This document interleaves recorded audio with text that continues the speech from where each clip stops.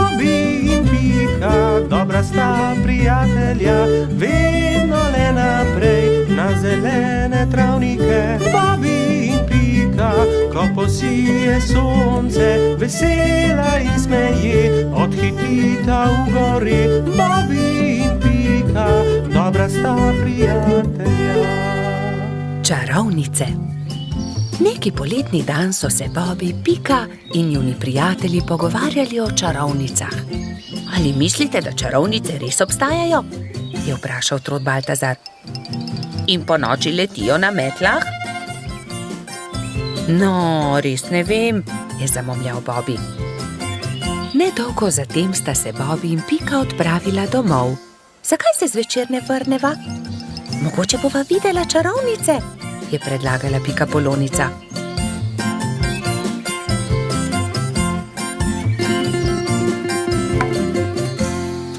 V košarico sta položila hrano in pijačo ter se odpravila nazaj na travnik. Dolgo časa sta zrla v nebo, a se ni nič zgodilo.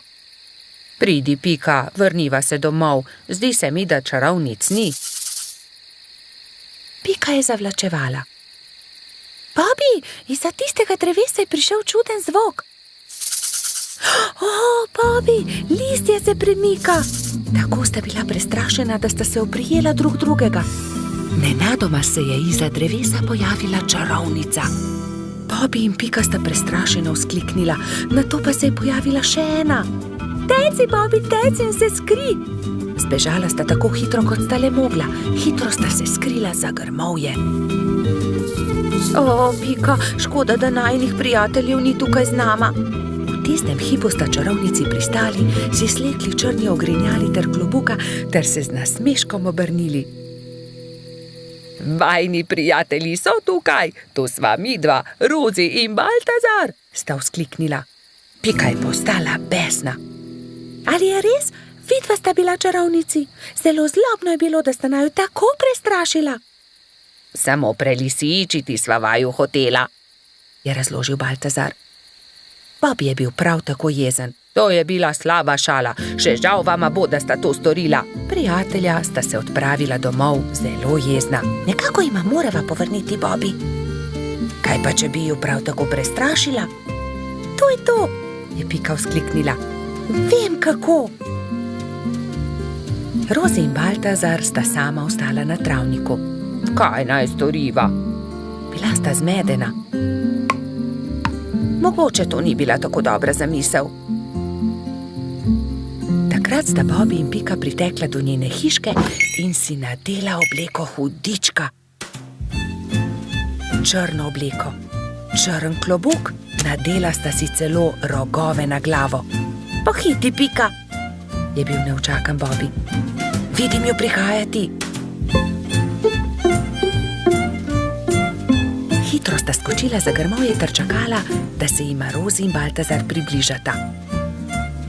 Nato pa sta skočila izza grmovja ter na smrt prestrašila svoja prijatelja. Na pomoč, hudiča, sta zavpila Metuljčica in Trod.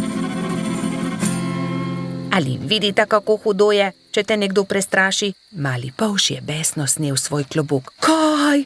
Ali si to ti, Bobby? Je osuplo vprašal Baltazar. To je bilo res zlobno. Zlobno? Vajna zvijača s čarovnicami je bila precej bolj strašljiva, je zavpil Bobby.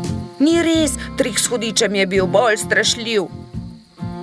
Dovolj, je Pika oštela fanta. Nehajta se prerekati, bodimo spet prijatelji.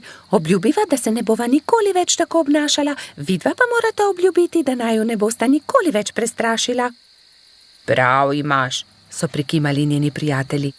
Ali želita poskusiti hudičeve klobuke? Je vprašala Pika. Seveda, vidva pa lahko poskusita čarovniške klobuke in še več.